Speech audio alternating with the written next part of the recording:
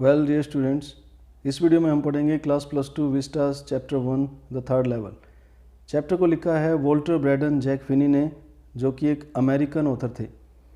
उन्हें जाना जाता है साइंस फिक्शन लिखने के लिए, साइंस से रिलेटेड इमेजिनरी डिस्कवरीज और इन्वेंशन से रिलेटेड स्टोरीज, थ्रिलर लिखने के लिए जो कि क्रिमिनल, क्राइम और जासूसी से संबंधित होते हैं, और टाइम ट्रैवल का एलिमेंट भी इनकी बुक्स में रहता है। जैसे आपने कई फिल्मों में देखा होगा कि टाइम मशीन होती है, उसमें बैठ करके पास्ट में चले जाते हैं, बीते हुए समय में चले जाते हैं, दैट इज़ टाइम ट्रैवल। उनकी दो मोस्ट फेमस बुक्स हैं द बॉडी स्नैचर्स और टाइम एंड अगेन। उनकी बहुत सी नॉवेल्स के ऊपर फिल्में भी बनी हैं।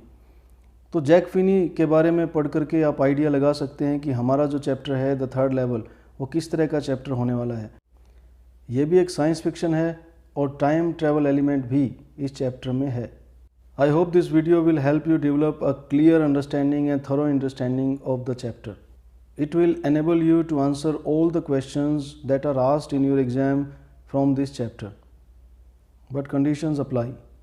Firstly, you have to pay full attention to this video. Secondly, you don't have to miss even a single sentence. You have to watch it right from beginning till end. And thirdly and lastly, for distraction-free learning, mental engrossment and clarity of voice, use an earphone or a headphone. And I hope if you watch this video as I have instructed you, you won't need any other resource to consult in this matter regarding the third level again, and you will develop a clear understanding of the chapter. Chapter पढ़ने से पहले चलिए हम जान लेते हैं कि title का क्या मीनिंग है। चैप्टर का title the third level. Level तो किसी भी चीज़ के हो सकते हैं, आप गेम खेलते हैं उसके भी अलग अलग लेवल होते हैं। तो चैप्टर में जो लेवल है उसका क्या मतलब है?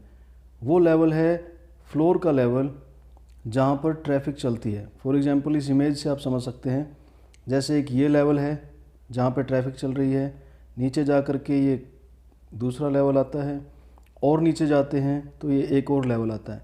तो चैप्टर में जो लेवल दिखाया गया है वो रेलवे ट्रैक का लेवल है जिस पे ट्रेन चलती है। तो जिस तरह से ये एक लेवल हो गया जिस पे ट्रेन चलती है, नीचे जा कर के ये एक और लेवल हो गया जिस पे ट्रेन चलती है, इस तरह के 3 लेवल्स की बात इस चैप्टर में की गई है। The president of the New York Central and the New York, New Haven and Hartford railroads will swear on a stack of timetable that there are only 2। ये सारे के सारे रेलवेज़ के नाम हैं, जैसे अपने यहाँ eastern railway, northern railway, southern railway, इस तरह से न्यूयॉर्क, न्यू हेवन, ये सारे के सारे रेलवेज़ के नाम हैं। अगर उनके प्रेसिडेंट से पूछा जाए कि आपके यहाँ कितने लेवल पे ट्रेन चलती हैं, तो वो अपने टाइम टेबल को दिखाएंगे, stack of time table, pile of time table, उसको दिखा करके वो कह सकते हैं कि देयर आर ओनली 2, हमारे यहाँ पे 2 लेवल हैं। But I say that there are 3 because I have been on the third level of the Grand Central station. लेकिन हमारा नरेटर कहता है कि मैंने थर्ड लेवल देखा है, मैं कैसे मान लूँ कि 2 ही लेवल हैं? ग्रैंड सेंट्रल स्टेशन पे मैं थर्ड लेवल पे खुद गया हूँ। Yes, I have taken the obvious step. अब नरेटर को थर्ड लेवल मिला है जबकि सारी दुनिया कहती है कि 2 ही लेवल हैं। तो उसे लगता है कि उसे कोई मेंटल प्रॉब्लम तो नहीं है, कोई दिक्कत तो नहीं है। तो ऐसे में इंसान क्या करता है? साइकाइट्रिस्ट से मिलता है। Psychiatrist is a person who treats mental diseases. जो मेंटल प्रॉब्लम को दूर करता है, मेंटल बीमारियों का इलाज करता है, वो साइकाइट्रिस्ट। तो उसका एक फ्रेंड ही साइकाइट्रिस्ट था। वो अपने फ्रेंड से मिला, उसको बताया कि इस तरह से मुझे थर्ड लेवल मिला। I told him about the third level at Grand Central station and he said it was waking dream wish fulfilment. तो नरेटर के साइकाइट्रिस्ट फ्रेंड ने कहा कि ये वास्तविकता नहीं है, थर्ड लेवल नहीं है, 2 ही लेवल होते हैं। तो इट इज़ वेकिंग ड्रीम, जागते हुए देखा हुआ सपना, विश फुलफिलमेंट, जिसमें हम अपनी विश पूरी होते हुए देखते हैं। जब हमारा दिमाग एक ही चीज़ के बारे में बार बार सोचता है तो हमारे दिमाग के न्यूरॉन्स एक्टिवेट हो जाते हैं और हमें ऐसा लगता है कि वो चीज़ एक्चुअल में हो रही है, हेल्यूसिनेशन होती है, भ्रम होता है। तो उसी के बारे में ये साइकाइट्रिस्ट कह रहा है कि नहीं, तुम्हें भ्रम हुआ है, एक्चुअली इनमें ये नहीं है वेकिंग ड्रीम विश फुलफिलमेंट। तुमने जागते हुए एक सपना देखा, उस सपने में अपनी इच्छा को पूरे होते हुए देखा। He said I was unhappy, और साथ में उसने ये कह दिया कि तुम दुखी हो। That made my wife kind of mad. तो ये सुन के मेरी वाइफ तो एक तरह से पागल हो गई कि मैंने दुखी कर रखा है इसको। But he explain that he meant the modern, लेकिन उसने कहा कि नहीं, आपकी बात नहीं है, he meant the modern world दिक्कत क्या है, ये दुखी क्यों है हमारा narrator? According to psychiatrist, the modern world is full of insecurity, fear, war and worry. अब ये जो चैप्टर है ये 2 वर्ल्ड वॉर के बाद का है। 2 वर्ल्ड वॉर इन लोगों ने देख लिए हैं, तो इसलिए ये ऐसी बातें कर रहे हैं कि दुनिया में इनसिक्योरिटी, मॉडर्न वर्ल्ड जो आधुनिक जो दुनिया है, 2 वर्ल्ड वॉर के बाद की जो दुनिया है उसमें इनसिक्योरिटी है, असुरक्षा है, कभी भी कुछ भी हो सकता है, डर बना रहता है, लड़ाई झगड़े, लड़ाइयाँ, कभी भी युद्ध छिड़ सकते हैं, वरी, चिंताएं बहुत हैं। तो ये सारे के सारे जो इफ़ेक्ट हैं वो दोनों वर्ल्ड वॉर के इफ़ेक्ट हैं। ये चैप्टर हमें ये भी दिखाता है कि वॉर का दुनिया पर क्या इफ़ेक्ट पड़ता है।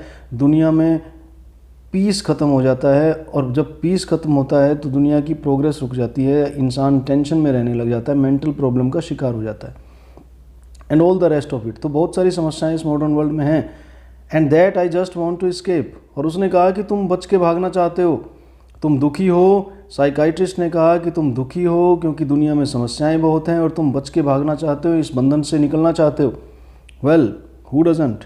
अब नरेटर कहता है कि ये समस्या तो सबकी है, बच के कौन नहीं भागना चाहता? Everybody I know wants to escape. इस प्रॉब्लमेटिक दुनिया से, इस ट्रबलसम दुनिया से बच करके कौन नहीं भागना चाहता? सभी चाहते हैं, but they don't wander down into any third level at Grand Central station. लेकिन बाकी लोगों को तो ये थर्ड लेवल नहीं मिलता, मुझे ही ये थर्ड लेवल क्यों मिला? But that's the reason he said, and my friends all agreed. लेकिन मेरे साइकाइट्रिस्ट फ्रेंड ने कहा कि यही रीज़न है, तुम दुखी हो, यही रीज़न है कि तुम्हारा मन करता है दुनिया से मैं भागूं। इस्केपिस्ट हो तुम दुनिया से बच करके भागना चाहते हो, इस्केपिस्ट हो, तुम वास्तविकता से बचना चाहते हो, ही सेड। और इस चीज़ को वो प्रूव कर रहा है, and my friends all agreed. मेरे सारे फ्रेंड्स भी मान गए कि हाँ ये बात ठीक है। Everything points to it, they claimed. तुम्हारी सारी नेचर, तुम्हारी सारी बातें इसी चीज़ को दिखाती हैं कि तुम स्केपिस्ट हो, रियलिटी से भागना चाहते हो। माई स्टैम्प कलेक्टिंग फॉर एग्जाम्पल, तो उन्होंने कहा कि तुम स्टैम्प कलेक्ट करते हो, फिलेटली स्टैम्प कलेक्शन को बोलते हैं, तुम स्टैम्प्स कलेक्ट करते हो। That is a temporary refuge from reality, temporary that is not permanent for some time, and refuge that is shelter, temporary refuge from reality. तो ये जो तुम्हारी स्टैम्प कलेक्शन है ये भी कुछ समय के लिए तुम दुनिया से भाग जाते हो। तुम चाहते हो कि अपनी स्टैम्प कलेक्शन में मैं खो जाऊं और दुनिया की हार्श रियलिटी से मैं बच के भाग जाऊं। वेल, मे बी, नरेटर मानता है कि हाँ ऐसा हो सकता है, but my grandfather didn't need any refuse from reality, things were pretty nice and peaceful in his day, and from all I hear and he started my collection. लेकिन ये कलेक्शन, ये जो स्टैम्प कलेक्टिंग है, ये मैंने नहीं शुरू की, ये मेरे दादाजी ने शुरू की थी, और उस समय तो सब कुछ पीसफुल होता था। उनको तो ऐसी टेम्परेरी रिफ्यूज़ नहीं चाहिए थी, वो तो ऐसी वास्तविकता से भागना नहीं चाहते थे। उस समय तो सारी चीज़ें बढ़िया होती थी, वो तो पीसफुल टाइम था। उस टाइम तो कोई वर्ल्ड वॉर भी नहीं हुआ था, दुनिया ने कोई इस तरह का संकट देखा नहीं था। It's a nice collection too, और दादाजी का कलेक्शन बहुत बढ़िया है। ब्लॉक्स ऑफ 4, ये है ब्लॉक्स ऑफ 4, चार स्टैम्प जो होती हैं, blocks of 4, blocks of 4 of practically every US issue. United states में, यूएस में जितनी भी इस तरह की रिलीज़ हुई हैं डाक टिकटें, पोस्टेज स्टैम्प, वो सारी ही मेरे दादाजी के पास थी। फर्स्ट डे कवर भी थे उनके पास। फर्स्ट डे कवर क्या है ये चैप्टर में बाद में डिटेल में आएगा, एंड सो ऑन। और ऐसे ही बहुत सी चीज़ें। President Roosevelt collected stamps too, you know. और आपको पता है कि हमारे जो प्रेसिडेंट थे रूजवेल्ट, वो भी स्टैम्प कलेक्शन करते थे। तो क्या सभी लोगों को टेम्परेरी रिफ्यूज़ फ्रॉम रियलिटी चाहिए था जो ये काम करते थे? Anyway, here is what happened at Grand central. चलिए मैं आपको बताता हूँ कि मैं थर्ड लेवल पे कैसे पहुँचा। ग्रैंड सेंट्रल स्टेशन पे उस दिन मेरे साथ क्या हुआ जो मैं थर्ड लेवल पे पहुँच गया। One night last summer I work late at the office. पिछले गर्मियों की बात है कि मैं ऑफिस में लेट हो गया था। I was in a hurry to get uptown to my apartment. Uptown that is away from the centre of town, suburban area कह सकते हैं, टू माई अपार्टमेंट। तो मुझे अपने घर जाना था जो कि सबर्बन एरिया में है। So I decided to take the subway from Grand Central. तो मैंने सोचा कि ग्रैंड सेंट्रल स्टेशन से जो ट्रेन जाती है सबवे से, वो ले लेता हूँ, because it's faster than the bus, क्योंकि ये बस से पहले पहुँचा देगी। मैं पहले ही लेट था। Now I don't know why this should have happen to me. मुझे नहीं पता मेरे साथ ऐसा क्यों हुआ, मैं थर्ड लेवल पे कैसे पहुँच गया। I am just an ordinary guy named Charlie. मैं तो एक आम सा आदमी हूँ, मेरा नाम चार्ली है। तो ये हमारे नरेटर का नाम यहाँ पे बताया गया है, ही चार्ली, 31 ईयर्स ओल्ड। मेरा नाम चार्ली है, मैं 31 ईयर ओल्ड हूँ और मैं एक सामान्य आदमी हूँ। And I was wearing a tan gabardine suit. Tan एक कलर होता है, गैबरडाइन एक क्लॉथ होता है। तो मैं टैन कलर का गैबरडाइन कपड़े का एक सूट डाले हुए था एंड अ स्ट्रॉ हैट, और इस तरह से स्ट्रॉ की बनी हुई मैं हैट डाले हुए था विद अ फैंसी बैंड, उस पर एक फैंसी सा बैंड लगा हुआ था। I passed a dozen man who look just like me. तो जिस तरह से मैं ड्रेस्ड अप था उस तरह के तो बहुत से लोग मैंने रास्ते में देखे, दर्जनों आदमी मेरे जैसी ड्रेस पहने हुए थे, who look just like me and I wasn't trying to escape from anything. और मेरा साइकाइट्रिस्ट फ्रेंड कहता है कि मैं दुनिया से बच के भागना चाहता हूँ। उस दिन तो मेरे दिमाग में ऐसा कुछ नहीं था कि मुझे दुनिया से बच के भागना है। I just wanted to get home to Louisa my wife. मुझे केवल लुइज़ा अपनी वाइफ के पास जाने की जल्दी थी क्योंकि मैं लेट था और कुछ मेरे दिमाग में उस समय नहीं चल रहा था। I turn into Grand Central from Vanderbilt Avenue. Avenue a wide road और लेन। तो वेंडरबिल्ट एवेन्यू से मैं ग्रैंड सेंट्रल स्टेशन की तरफ मुड़ गया and went down the steps to the first level. और सीढ़ियाँ उतर करके मैं फर्स्ट लेवल पे पहुंच गया। Where you take trains like the 20th century. First level पे 20th सेंचुरी की ट्रेन मिल जाती हैं, मॉडर्न ट्रेन्स मिल जाती हैं जो बड़े शहरों में आपको ले जाती हैं। Then I walk down another flight to the second level. ये इस तरह की फ्लाइट ऑफ स्टेयर्स जो काफ़ी सारी सीढ़ियाँ होती हैं, पहुँचा सेकंड लेवल पे मुझे जाना था जहाँ से मुझे सब अर्बन एरिया के लिए, मेरे एरिया के लिए ट्रेन मिल जाती। तो इस तरह से मैं और सीढ़ियाँ नीचे उतरा सेकंड लेवल पे पहुँचने के लिए। Ducked into an arched doorway heading for the subway. और इस तरह से एक आस्ड रास्ता था, इस तरह के उस रास्ते पर मैं आगे चल पड़ा एंड गोट लॉस्ट। आगे जा कर के मैं रास्ता भूल गया। That's easy to do. मेरे साथ तो ऐसा बहुत बार होता है, बहुत आसान है मेरे लिए रास्ता भूलना। I have been in and out of Grand Central hundreds of times. मैं सैकड़ों बार ग्रैंड सेंट्रल स्टेशन में जा चुका हूँ, but I am always bumping into enter by chance new doorways and stairs and corridor. नए नए रास्ते, नई नई सीढ़ियाँ, नए नए कॉरिडोर मुझे मिल जाते हैं हर बार। अब नैरेटर एग्जाम्पल दे रहा है कि how he keeps losing his way, कैसे वो आमतौर पे अपना रास्ता भूल जाता है। तो उसके एग्जाम्पल्स हैं, once I got into a tunnel about a mile long. एक बार तो मैं एक मील लंबी सुरंग में घुस गया and came out in the lobby of the Roosevelt hotel, और रूजवेल्ट होटल की लॉबी में पहुंच गया। अनदर टाइम, एक बार दूसरी बार मेरे साथ क्या हुआ, I came up in an office building. मैं एक ऑफिस बिल्डिंग में पहुंच गया जो कि 46th स्ट्रीट पे थी, 3 ब्लॉक्स अवे। स्काई स्क्रेपर की जो एक बिल्डिंग होती है उसको एक ब्लॉक बोलते हैं। तो इस तरह 3 ब्लॉक दूर 46th स्ट्रीट में मैं पहुंच गया। तो आमतौर पे मैं अपना रास्ता भूलता रहता हूँ। Sometimes I think grand central is growing like a tree. कभी कभी तो मैं ऐसे सोचता हूँ कि जो ग्रैंड सेंट्रल स्टेशन है ये एक पेड़ की तरह फैलता जा रहा है, pushing out new corridors and staircase like roots. जैसे एक पेड़ की जड़ें ज़मीन के नीचे ही नीचे फैलती रहती हैं, कई ब्रांचेज में निकलती रहती हैं, उसी तरह से इसमें से नए नए कॉरिडोर, नए नए स्टेयरकेस, सीढ़ियाँ नई नई निकलती रहती हैं, फैलती रहती हैं ज़मीन के नीचे ही नीचे। There is probably a long tunnel. शायद ये एक लंबी सुरंग के समान है, that nobody knows about feeling its way under the city right now, जो ये शहर के नीचे से फैली हुई है और किसी को भी नहीं पता है कि इस तरह से ज़मीन के नीचे, शहर के नीचे और एक टनल, सुरंग फैली हुई है। On its way to Times Square, ये टाइम स्क्वायर तक भी जाती होगी। जगह का नाम है स्क्वायर, वैसे एक ओपन स्पेस होता है that is surrounded by buildings. And maybe another to Central Park. हो सकता है इसमें से एक रास्ता सेंट्रल पार्क में भी जाता हो, एंड मे बी, और शायद, हो सकता है, कुछ भी हो सकता है। Because for so many people through the years, इतने सालों तक बहुत से लोगों के लिए Grand Central has been an exit. Grand Central station ने एक एग्जिट का काम किया है, उनको बच करके भागने का रास्ता दिया है। अब देखिए, यहाँ से हम आइडिया लगा सकते हैं कि हमारे नैरेटर के दिमाग में कहीं ना कहीं एग्जिट की बात तो है, दुनिया से वो बच करके भागना तो चाहता है, अ वे ऑफ एस्केप। तो ये ग्रैंड सेंट्रल लोगों के लिए बच के निकलने का रास्ता रहा है। मे बी, शायद ऐसा हो सकता है। That's how the tunnel I got into, वो टनल भी कुछ इसी तरह की थी। That's how the tunnel I got into, जिस टनल के अंदर, जिस सुरंग के अंदर मैं गया था, वो सुरंग कुछ इसी तरह की थी जहाँ से लोगों को एग्जिट मिलती थी, जहाँ से लोगों को दुनिया से बच करके भागने का रास्ता मिलता था। But I never told my psychiatrist friend about that idea. मेरे दिमाग में इस तरह के विचार चलते हैं, मैंने अपने साइकाइट्रिस्ट फ्रेंड को कभी भी नहीं बताए। तो यहाँ से हम आइडिया लगा सकते हैं कि हमारा जो नैरेटर है उसके दिमाग में इस्केपिज्म तो चलता है, इस्केपिस्ट तो है।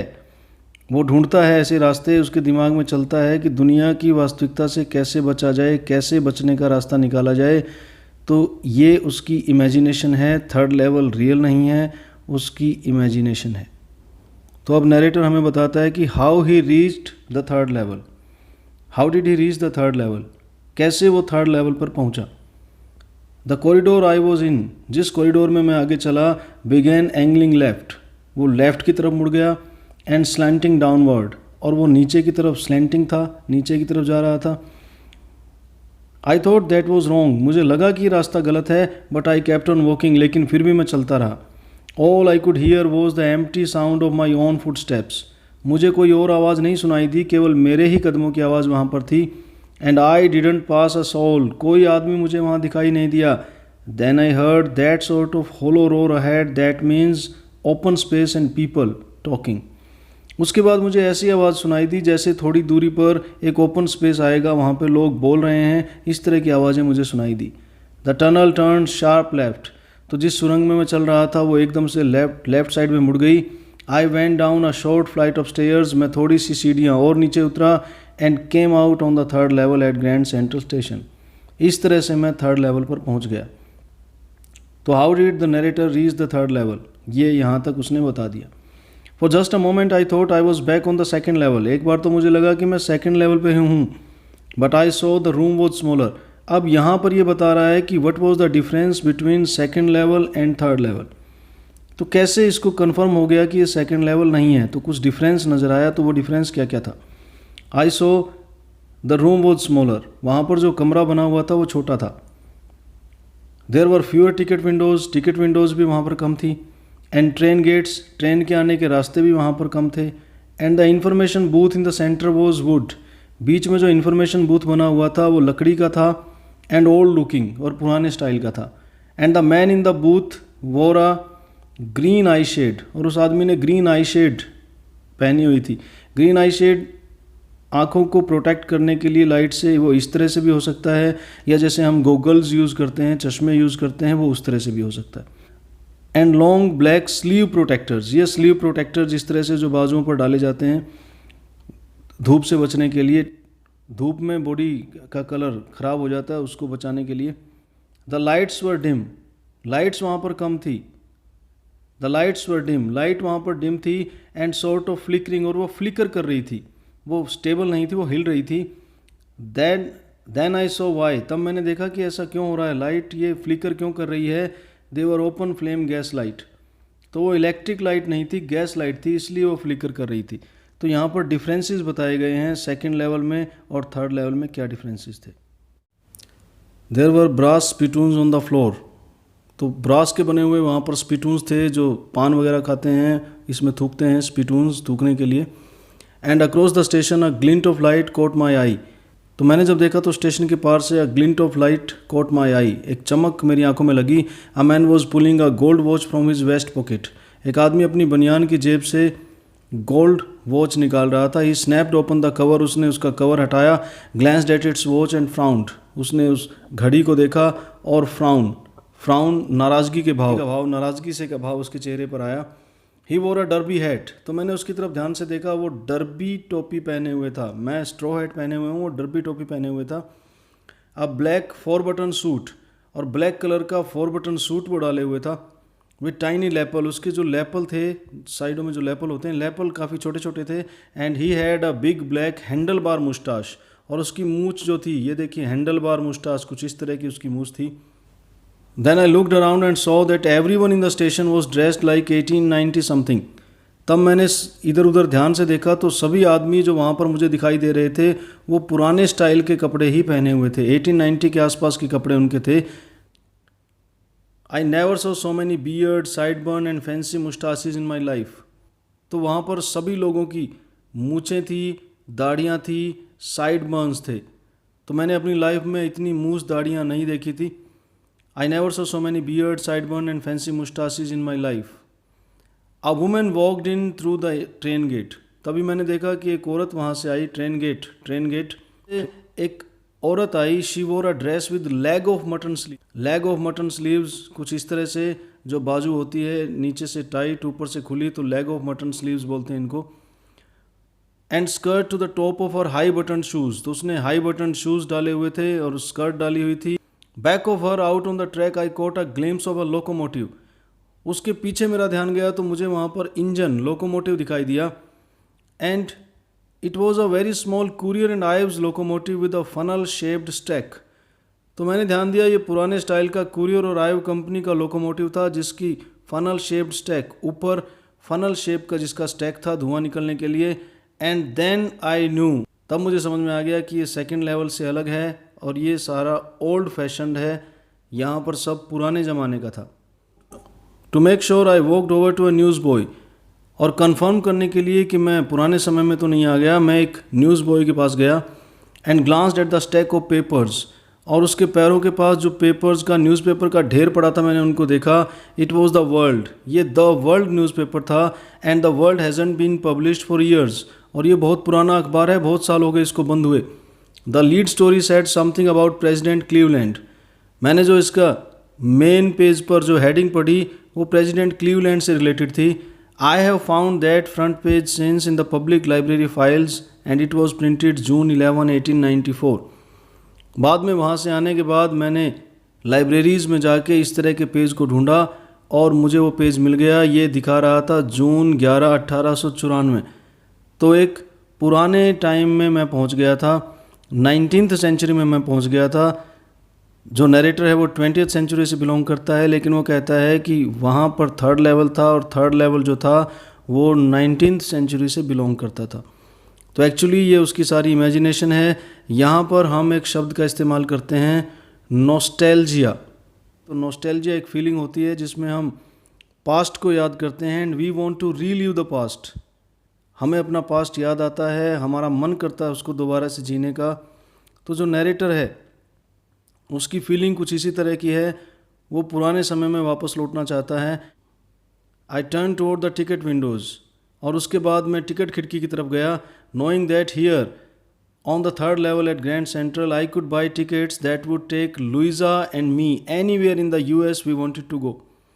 तो मुझे लगा कि मैं और मेरी वाइफ लुइसा हम US के किसी भी जगह की टिकट यहाँ से ले सकते हैं। तो जब ये पुराना समय है 1894 है तो हम जिस भी जगह पर जाएंगे वो भी 1894 की ही जगह होगी। In the year 1894 and I wanted 2 tickets to Galesburg Illinois, और मुझे 2 टिकट चाहिए थी। कहाँ की? गैलिसबर्ग की। Galesburg is a name of city. Galesburg एक सिटी है और इलिनॉइस एक स्टेट है। Have you ever been there? क्या आप कभी वहाँ पर गए हैं? तो नरेटर बात कर रहा है गैलिसबर्ग जो कि एक सिटी है इलिनॉइस स्टेट के अंदर। अब यहाँ पे आप समझ सकते हैं कि इस चैप्टर में नॉस्टैल्जिक फीलिंग, ये नॉस्टैल्जिक फीलिंग चार्ली की भी है, ये नॉस्टैल्जिक फीलिंग जैक फिनी की भी है। हालांकि ये जो चैप्टर है ये क्लियरली एक ऑटोबायोग्राफी नहीं है, ऑटोबायोग्राफिकल चैप्टर नहीं है। इसका जॉनर एक साइंस फिक्शन का जॉनर है, लेकिन you can still identify our narrator Charlie with the writer Jack Finney. Galesburg Illinois वो जगह है जहाँ पर जैक फिनी का जन्म तो नहीं हुआ, उनका जन्म तो विस्कॉन्सिन स्टेट में हुआ था, लेकिन उनकी लेट चाइल्डहुड और प्राइम यूथ गैलिसबर्ग में ही बीती। गैलिसबर्ग के नॉक्स कॉलेज से उन्होंने ग्रेजुएशन की थी। गैलिसबर्ग से वो न्यूयॉर्क चले गए, उसके बाद 1950 में उन्होंने कैलिफोर्निया शिफ्ट कर लिया और टिल डेथ वो वहीं पर रहे। तो इसलिए गैलिसबर्ग से उनको बहुत लगाव था। तो वही लगाव वो यहाँ पर चार्ली के माध्यम से दिखा रहे हैं। You can say that Charlie is just a mouthpiece of Jack Finney. Jack Finney Charlie के माध्यम से अपने मन की भावनाओं को, अपनी नॉस्टैल्जिक फीलिंग्स को दिखा रहे हैं। तो चार्ली एक तरह से जैक फिनी को ही रिप्रेजेंट करता है, but clearly it's not an autobiography, it's a science fiction. It's a wonderful town still. तो वो गैलिसबर्ग को याद करके कहते हैं कि कितना बढ़िया टाउन है, कितना बढ़िया नगर है ये, with big old frame houses, बड़े बड़े घर हैं वहाँ पर, ह्यूज लॉन, बड़े बड़े लॉन हैं, एंड ट्रीमेंडस ट्रीज, बहुत ऊंचे ऊंचे पेड़ वहाँ पर हैं, whose branches meet overhead and roof the streets, ऊपर जा कर के पेड़ों की ब्रांचेज भी आपस में मिल जाती हैं और एक तरह से रूफ का काम वो करते हैं। एंड इन 1894 और 1894 की अगर हम बात करें, समर इवनिंग्स वर ट्वाइस एज लॉन्ग, तो गर्मियों की शाम बहुत लंबी होती थी उस समय। And people set out on their lawn, लोग अपने लॉन में बैठते थे, बातें करते थे। द मैन स्मोकिंग सिगार, आदमी सिगार पीते थे, एंड टॉकिंग क्वाइटली, आपस में बातें करते रहते। The women waving palm leaf fans, औरतें पाम लीफ के बने हुए ताड़ के पत्ते के बने हुए पंखों को इस्तेमाल करती थी हवा करने के लिए। With the fire flies all around, और फायर फ्लाइज जुगनू उड़ते रहते थे आसपास। इन अ पीसफुल वर्ल्ड, तो कितना पीसफुल वर्ल्ड था वो। तो इन लाइन से भी हम ये कह सकते हैं कि जो चार्ली है वो पास्ट को कितना ज़्यादा याद करता है, कितनी नॉस्टैल्जिक फीलिंग उसके अंदर है। And he wants to relive the past, उसका मन करता है कि मैं दोबारा से पास्ट में चला जाऊं।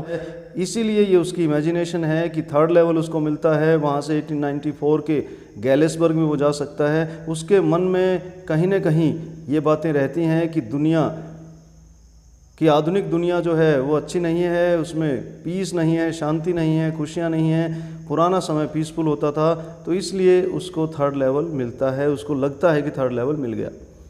To be back there with the First World War still 20 years off and World War second over 40 years in future. तो ये चैप्टर एक बात हमें ये भी सिखाता है कि जो वर्ल्ड वॉर होते हैं वो दुनिया को बहुत नुकसान पहुँचाते हैं।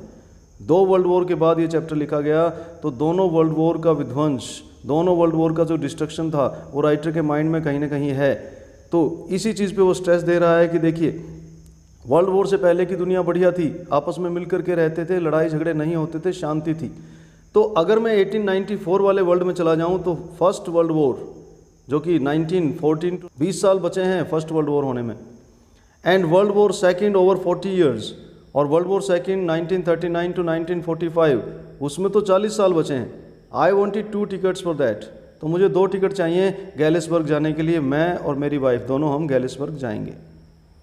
The clerk figured the fair, वहाँ पर जो टिकट विंडो पे क्लर्क बैठा था उसने किराए को कैलकुलेट किया, फेयर किराया। He glanced at my fancy head band, जो मेरी हेड के ऊपर बैंड लगा था, फैंसी हेड बैंड था, उसकी तरफ उसने देखा। But he figured the fair, लेकिन उसने किराए को कैलकुलेट किया। And I had enough for 2 coach tickets one way, और मेरे पास इतना था कि मैं 2 टिकट ले सकता था एक साइड की, इतने पैसे तो मेरे पास थे। But when I counted out the money, लेकिन जब मैंने पैसों को गिना एंड लुक्ड अप, और ऊपर देखा, the clerk was staring at me, clerk मेरी तरफ घूर करके देख रहा था। He noted at the bills, उसने गर्दन हिलाई नोटों को देख करके, उसने मेरे नोट देख करके गर्दन हिलाई। दैट आइंट मनी मिस्टर, अच्छा ये पैसे नहीं हैं मिस्टर। आइंट इनफॉर्मल यूज है, is not, am not, are not, has not, have not, ये पैसे नहीं है, क्या दे रहे हो तुम मुझे ये। He said, and if you are trying to skin me, skin mean cheat, अगर तुम मुझे चीट करने की कोशिश करोगे, you won't get very far, won't will not, you will not get very far, ज़्यादा दूर नहीं जा पाओगे, पुलिस में पकड़वा दूंगा तुम्हें। And he glanced at the cash drawer beside him, और उसके साइड में जो उसकी ड्रॉर थी, दराज थी, उसमें पैसे रखे थे, उसमें उसने देखा। Of course the money was old style bills, तो मैंने भी देखा उसके पास जो पैसे थे वो ओल्ड स्टाइल बिल थे, पुराने ज़माने में जो नोट चलते थे वो उसके पास थे। Half again as big as the money we use nowadays, जो हम जितने आज यूज़ करते हैं, जितने बड़े नोट होते हैं उससे 1.5 गुना बड़े, उससे ज़्यादा बड़े नोट उस समय चलते थे। एंड डिफरेंट लुकिंग, और दिखने में भी अलग थे। I turn away and got out fast, मैं वहाँ से मुड़ा और तेज़ी से वहाँ से निकल गया। There is nothing nice about jail even in 1894, अगर जेल में उसने मुझे पकड़वा दिया तो जेल अच्छी कभी भी नहीं होती, चाहे वो पुराने समय में हो चाहे नए समय में हो, जेल तो जेल ही होती है। तो इस तरह से चार्ली टिकट नहीं खरीद पाया क्योंकि उसके पास न्यू करेंसी थी, जबकि वहाँ पर ओल्ड करेंसी यूज़ में थी। एंड दैट वॉज दैट, तो ये हुआ था उस दिन मेरे साथ। I left the same way I came, मैं उसी रास्ते से जिस रास्ते गया था उसी रास्ते से वापस आ गया। आई सपोज यही समझ आता है मुझे तो कि जिस रास्ते गया था वहीं से वापस आ गया। Next day during lunch hour, अगले दिन लंच के समय, I drew $300 out of the bank, मैंने बैंक से $300 निकलवाए। नियरली ऑल वी हैड, लगभग इतने ही पैसे मेरे पास थे। And boat old style currency, और मैंने एक्सचेंज कर लिया, नए स्टाइल के नोट दे करके, नए स्टाइल के डॉलर दे करके पुराने स्टाइल के डॉलर मैंने ले लिए। That really worried my psychiatrist friend, मेरे साइकाइट्रिस्ट फ्रेंड को इस चीज़ का पता लगा तो वो काफ़ी चिंतित हो गया कि ऐसा कैसे कर रहा है। You can buy old money at almost any coin dealers, आपको पुराने मिल जाते हैं, पुराने नोट, पुराने डॉलर मिल जाते हैं कहीं भी, किसी भी कॉइन डीलर से आप ले सकते हो। बट यू हैव टू पे अ प्रीमियम, लेकिन आपको एक्स्ट्रा पैसे देने पड़ते हैं। माई $300 boat less than 200 in old style bills, तो नए डॉलर जो मैंने $300 की अमाउंट दी थी उसके बदले में मुझे लेस देन 200 से भी कम अमाउंट के पुराने स्टाइल के ओल्ड स्टाइल के डॉलर्स मिले, बट आई डिडंट केयर। लेकिन क्या फ़र्क पड़ता है, मुझे कोई परवाह नहीं इस चीज़ की। Eggs were 13 cents a dozen in 1894। 1894 में जाऊंगा तो चीज़ें वहाँ पर सस्ती भी तो बहुत हैं। अंडे वहाँ पर 13 सेंट्स अ डजन, एक दर्जन अंडे 13 सेंट में मिल जाते हैं। तो महंगाई नहीं है वहाँ पर। सेंट जैसे डॉलर है, डॉलर का जैसे हमारे यहाँ रुपए पैसे, तो उसी तरह डॉलर उसका छोटा part cent. But I have never again found the corridor that leads to the third level at Grand Central Station, although I have tried often enough. तो मैंने उसके बाद बहुत ट्राई की, लेकिन मुझे वो कॉरिडोर मिला ही नहीं जिससे मैं थर्ड लेवल तक पहुंच सकूं। Luisa was pretty worried, Luisa his wife was pretty worried when I told her all this. तो लुइजा को बहुत चिंता हुई जब मैंने उसको ये सारी बातें बताई। And didn't want me to look for the third level any more. उसने कहा तुम थर्ड लेवल को ढूंढना छोड़ दो। And after a while I stopped. और कुछ समय के बाद मैंने ऐसा कर दिया, थर्ड लेवल को ढूंढना मैंने बंद कर दिया। I went back to my stamp, या मैं अपने स्टैम्प कलेक्शन की तरफ ही मुड़ गया। But now we are both looking. लेकिन अब कुछ ऐसा घट गया है कि हम दोनों ही थर्ड लेवल को ढूंढ रहे हैं, मैं और मेरी wife. Every weekend, Saturday Sunday, हर वीकेंड को हम ढूंढते हैं, because now we have proof that the third level is still there. अब हमें एक प्रूफ मिल गया है, सबूत मिल गया है कि थर्ड लेवल वास्तव में है। My friend Sam Vanern disappeared. मेरा दोस्त सैम वेनर गायब हो गया। नोबडी न्यू वेयर, पता नहीं कहाँ चला गया। But I sort of suspected, लेकिन मुझे डाउट है कि सैम को थर्ड लेवल मिल गया, वो पास्ट में चला गया। क्यों?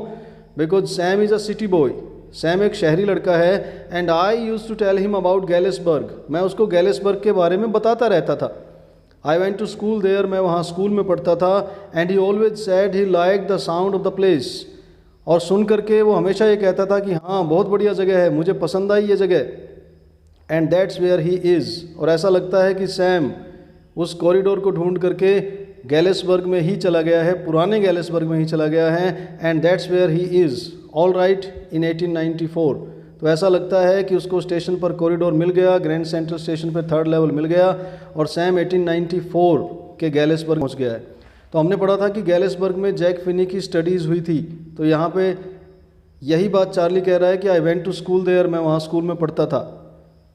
तो जैक फिनी स्कूल में, कॉलेज में, गैलिसबर्ग में पढ़े होंगे, तो वही बातें वो याद कर रहे हैं। तो जैक फिनी अपनी बात चार्ली के मुंह से निकलवा रहे हैं, अपनी फीलिंग चार्ली के थ्रू दिखा रहे हैं।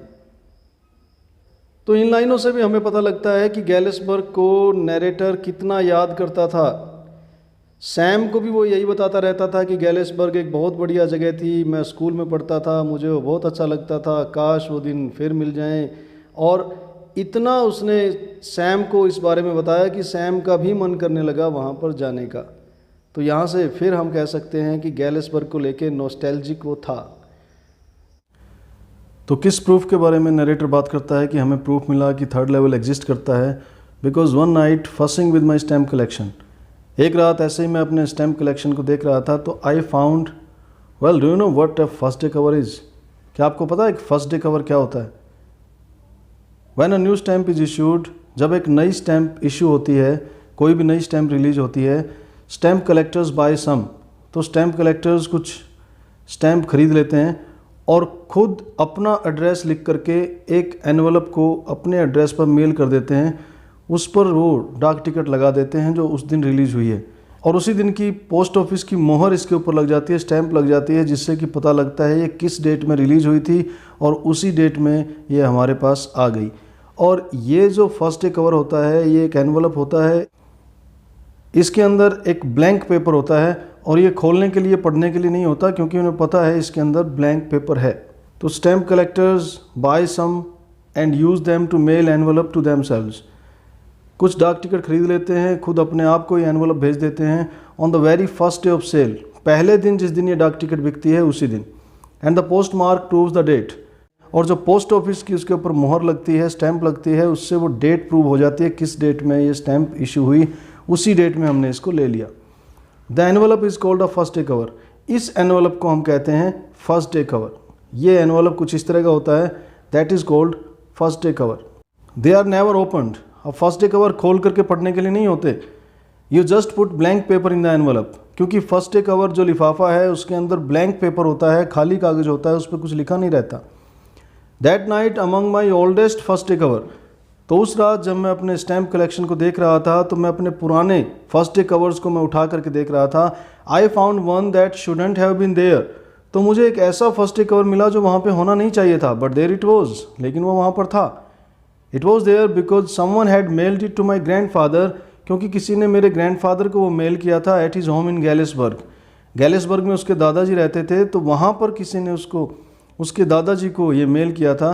That's what the address on the envelope said, envelope पे यही एड्रेस लिखा था गैलिसबर्ग का। And it had been there since July 1894, और ये 18 जुलाई 1894 से वहाँ पर था। इस समय ये न्यूयॉर्क में रह रहा है। ये पुराने एड्रेस गैलिसबर्ग पे आया हुआ था। The post mark showed that, और उस पर जो पोस्ट ऑफिस की मोहर लगी थी, स्टैंप लगी थी, उस पर डेट थी जुलाई 1894। तो इस डेट में उसके दादाजी को किसी ने भेजा था। Yet I didn't remember it at all, लेकिन मुझे याद नहीं आता कि ये कहाँ से आ गया, मैंने पहले नहीं देखा था इसको। स्टैम्प वॉज अ 6 सेंट, इस पर 6 सेंट की स्टैंप लगी हुई थी, डल ब्राउन से कलर की, with the picture of President Garfield. Garfield President की उस पर पिक्चर थी। Naturally when the envelope came to grand dad in the mail, जब ये मेरे दादाजी के पास ये एनवलप पहुंचा होगा, फर्स्ट डे कवर पहुंचा होगा, तो it went right into his collection, तो वहीं से उनके कलेक्शन में चला गया। And stayed there till I took it out and open it, जब तक मैंने इसको नहीं देखा, ये वहीं पर पड़ा था, तो एक दिन मैंने इसको देख लिया, मैंने इसको खोल लिया। अब देखिए, वैसे तो फर्स्ट डे कवर जो होते हैं उनके अंदर ब्लैंक पेपर होता है, but the paper inside wasn't blank, लेकिन जो उसके अंदर कागज़ था वो ब्लैंक नहीं था, कोरा नहीं था। इट रेड, उस पर लिखा हुआ था। तो क्या लिखा था? ये एड्रेस लिखा था उसके दादाजी का, गैलिसबर्ग इलिनॉइस में, जुलाई 1894, इतनी तारीख को ये लिखा गया था। चार्ली आया दादाजी के पास था, लेकिन चार्ली को एड्रेस करके लिखा गया था। अब यहीं से आप आइडिया लगा लीजिए कि it is a product of his imagination. Charlie के दादाजी को वो भेजा गया था, लेकिन वो चार्ली के पास आया है। पुराने पते पर से आया था, फिर भी वो चार्ली ने आज तक कभी देखा नहीं था, आज पहली बार वो उसको देख रहा है। चार्ली को एड्रेस करके वो लिखा गया है, तो ये पूरी तरह से इमेजिनरी है। बार बार उसके दिमाग में गैलिसबर्ग घूमता है, तो ये इमेजिनेशन, उसकी इमेजिनेशन का प्रोडक्ट है, ये एक्चुअल नहीं है। He had seen his stamp collection hundreds of times.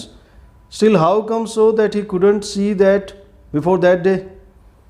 ऐसा नहीं हो सकता। और दादाजी को आया, लेकिन वो उसके पास है। तो उसमें लिखा था, Charlie I go to wishing that you are right, मेरी विश थी, मेरी इच्छा थी कि तुम सही हो, सच कह रहे हो। Then I go to believing you are right, लेकिन मुझे विश्वास हो गया कि तुम सही थे। किस बारे में सही थे? थर्ड लेवल के बारे में सही थे। एंड चार्ली इट्स ट्रू, और चार्ली बिल्कुल सही है ये बात। I found the third level, मुझे थर्ड लेवल मिल गया है। आई बीन हियर 2 वीक्स, 2 हफ्ते हो गए मुझे यहाँ पे आए हुए। And right now down the street at Daly's someone is playing piano, और गली में डेलीज के यहाँ कोई पियानो बजा रहा है। तो ये चार्ली को बता रहा है कि वहाँ पर क्या क्या हो रहा है गैलिसबर्ग में, 1894 के गैलिसबर्ग में। And they are all out on the front porch singing sing Nellie home, ये गाना गा रहे हैं सभी इकट्ठे होकर के पोर्च में। And I am invited over for lemonade, और मुझे लेमनेड पीने के लिए, नींबू पानी पीने के लिए इन्वाइट किया गया है। Come on back Charlie and Luisa, अरे तुम दोनों भी आ जाओ, Charlie Luisa. Keep looking till you find the third level, जब तक थर्ड लेवल ना मिले उसे ढूंढते रहो। It's worth it, believe me, ये बिल्कुल ढूंढने के लायक है, मेरी बात का विश्वास करो। The note is signed Sam, और उसके नीचे लिखा था सैम। तो सैम ने भेजा था, ये भेजा दादाजी के पते पर था, लेकिन ये चार्ली के लिए था। तो ये पूरी तरह से इमेजिनरी है। ऐसा कैसे हो सकता है कि इतने दिनों से वो अपने फर्स्ट डे कवर्स को देख रहा है, अपने स्टैम्प कलेक्शन को देख रहा है, फिर भी ये लेटर, ये फर्स्ट डे कवर उसके सामने नहीं आया। आज अचानक ये उसके सामने कैसे आ गया? ये दादाजी के गैलिसबर्ग के पते पर भेजा हुआ है, न्यूयॉर्क में उसके पास ये पहुंच गया है, तो ऐसा तो नहीं हो सकता कि उसी दिन आया हो। और भेजा दादाजी को है, लेकिन नाम इसमें चार्ली का लिखा गया है। तो ये पूरी तरह से इमेजिनरी है, उसके दिमाग में गैलिसबर्ग घूमता रहता है। तो this is a product of Charlie's imagination, it's not real. At the stamp and coin store I go to, I found out that Sam bought $800 worth of old style currency. तो उसके बाद मैंने स्टोर पर जाकर के पता किया, जहाँ पर स्टैम्प मिलती हैं, जहाँ पे कॉइन मिलते हैं, चेंज भी हो जाते हैं नोट। तो वहाँ मुझे पता लगा कि $800 के पुराने स्टाइल के नोट उसने लिए हैं सैम ने। तो उसने पूरी तैयारी की गैलिसबर्ग जाने की। That ought to set him up in a little hay feed and grain business. तो सैम वहाँ पे जा कर के क्या करेगा, उसका मन था कि वो हे फीड, ये जानवरों के लिए खाने का चारा होता है, एंड ग्रेन और अनाज, तो हे फीड और अनाज इस तरह का बिजनेस वो करेगा, जानवरों के लिए भूसा, जानवरों के लिए हरा चारा और इंसानों के लिए अनाज, इस तरह का बिजनेस वो वहाँ पर जा कर के करेगा। उसने पहले ही डिसाइड कर लिया था। ही always said that's what he really wished he could do. वो हमेशा यही कहता था, सैम वही है जिसको ये बताता रहता था कि गैलिसबर्ग बहुत बढ़िया जगह है, तो हमेशा कहता था कि मेरा मन है मैं वहाँ पर जाकर के ये काम करूँ, and he certainly can't go back to his old business. अब ये क्वेश्चन आता है कि सैम अपना पुराना काम वहाँ पर क्यों नहीं कर सकता, जो मॉडर्न वर्ल्ड में सैम जो काम करता था वो वहाँ पर जाकर के क्यों नहीं कर सकता। क्यों? क्योंकि नॉट इन गैलिसबर्ग इलिनॉइस इन 1894, जो मॉडर्न वर्ल्ड से, मॉडर्न दुनिया से जो सैम गैलिसबर्ग में गया है, 1894 के गैलिसबर्ग में गया है, वहाँ जा कर के वो ये काम नहीं कर सकता। इस हिज ओल्ड बिजनेस, अपने पुराने काम को वो जारी नहीं रख सकता। क्यों? क्योंकि Sam was my psychiatrist friend. Sam ही वो था उसका साइकाइट्रिस्ट फ्रेंड जिसको उसने बताया था कि मुझे 3rd लेवल मिला है। उसने कहा था कि वेकिंग ड्रीम विश फुलफिलमेंट है, और अब वो खुद ही उस लेवल को ढूंढ करके गैलिसबर्ग पहुंच गया है और चार्ली को वहाँ पे इनवाइट कर रहा है। तो हम कह सकते हैं कि 3rd level is not real. Charlie के दिमाग में ऐसे ही चलता रहता है। तो चार्ली को ये फर्स्ट डे कवर कैसे मिल गया, इसमें सैम का लिखा हुआ नोट कैसे मिल गया? This is also a product of Charlie's imagination. Hundreds of times he will have viewed his stamp collection before that day too. How come so he couldn't get that first day cover that time? ऐसा नहीं हो सकता। तो आज उसको वो first day cover कैसे मिल गया? उसके दादाजी को पोस्ट किया हुआ है, एड्रेस करके उसको लिखा गया है।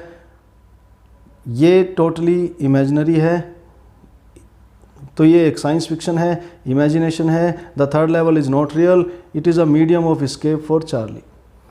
उम्मीद है आपको चैप्टर समझ में आया होगा। अगर ऐसा है तो आप चैनल को सब्सक्राइब करें और इस चैप्टर को शेयर करें उन स्टूडेंट्स के साथ जिनके कि ये काम का हो सकता है। कमेंट करके ज़रूर बताएं कि आपको चैप्टर कैसा लगा। Thanks for watching.